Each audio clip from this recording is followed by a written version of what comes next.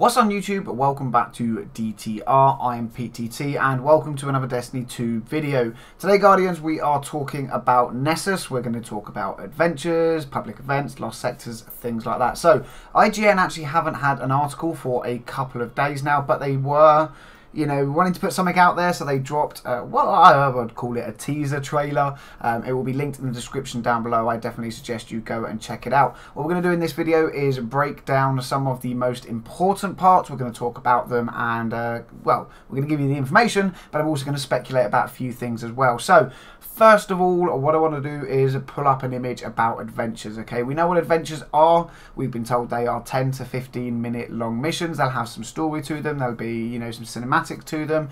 What we learn, though, here is that they can actually only be started by the party leader. They are also timed. We can see that. And the rewards given are used to unlock the subclass. Now, I can't actually show you what these subclasses look like and how you unlock them, but we're only a couple of hours away now from the beta, so you will be able to check them out when you go in. Okay, what it actually is when you go to unlock your subclass, you need certain materials to be able to do so, and to get those materials you have to do these adventures, so pretty cool there.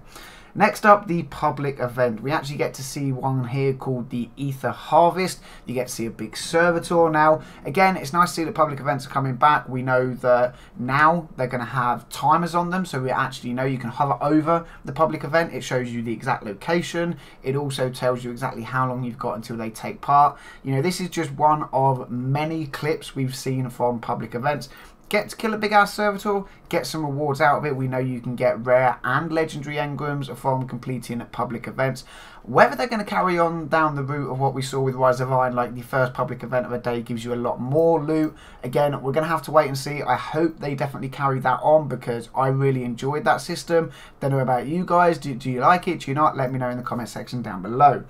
Next up then, can we pick up patrols while on adventures? Yes, you can, okay? I'm going to pull up just a little bit of a snippet here. Not only do you get to see the Warlock use their Nova Bomb, but you can also see that these guys are on an adventure and they pick up a public event at the same time. Again, really cool to know that just because you're on a certain mission or story or quest, that you're not just tied to that. You know, if something pops up, you can kind of just, you know, scoot off to the side, do that, and then get back on track later on. Next then, for me, something very important and something that I am super excited about as a main PvE player, and that is lost sectors, okay? We get to see the symbol first. This is that symbol. It's kind of, you know, two small cased ends with a little circle in the middle. You're going to get to learn this symbol, Guardians, because they are going to be absolutely everywhere. Now, the thing to remember is when you actually see one of these symbols, you know you're in the vicinity of the entrance. You have to scout out for the entrance. You know, it's not going to lead you straight to them. But if you ever see one of these, then you know you are close and you need to go on the hunt. Now, lost sectors, we don't know too much about them. They've kept it kind of quiet, which is cool. You know, we do need some surprises going forward, but we know we can get some pretty good loot from them. We know there's going to be mini bosses and chests with loot and things like that. It wouldn't surprise me if they tie some exotic quests to them somewhere down the line. Now, again, we saw the symbol, but if we actually go forward a little bit more and pull up an image of a map, you will see that on Nessus there are currently 5 lost sectors. Now, if we do the math, even if there are only 5 and there's not more that come along later on, that means there could be up to 20 of them to start off with over the various planets. That's pretty cool. Again, I love PvE. I think these are going to offer something new for us to do, and I'm excited for them. Now, what I do personally think is going to happen is these ones are going to be available at the start, the 5 that I've highlighted, and as you play through the game, as you complete adventures and you get your treasure maps and things like that, they will lead you to further lost sectors. I also think lost sectors is going to be one of the ways that the live team keep us busy between DLCs, adding new ones in, changing up current ones that are already there and things like that. Of course, we've got weekly flashpoints on certain planets as well, so they could always add more in for that. We know, because Bungie have said before, that, you know, these lost sectors and adventures are very easy to put together. They've done them in a way that they can bring new ones out on a more regular basis. That is good news. Next then, again, if we go back to the map, you can see lost sectors, you can see adventures, you can see the 5 lost sectors that are highlighted there. You can also see different landing zones. If we skip forward, you are also going to see something called Exodus Black. It says, thinking about death.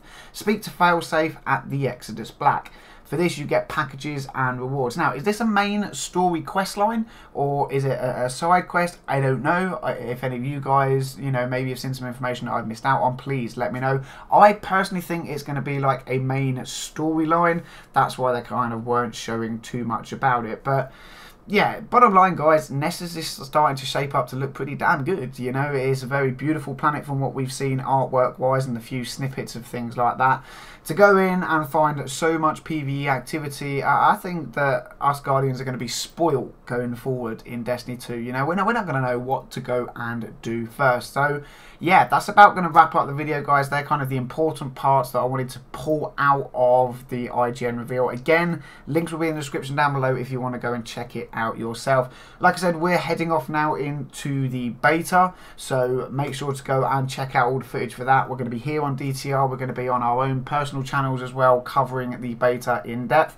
DTR, we're going to be doing a 120-hour long stream for the Destiny 2 beta. I myself, over on twitch.tv/P3T3TT, will be streaming the entire weekend, covering everything in depth on my own channel as well. So guys, make sure to share the love, come around, check everybody out, really dive in and play with absolutely everything. I hope you all enjoy your time in the beta. But for now, Guardians, thank you very much for watching. I've been PTT, this has been DTR, and until the next video, we'll catch you all soon.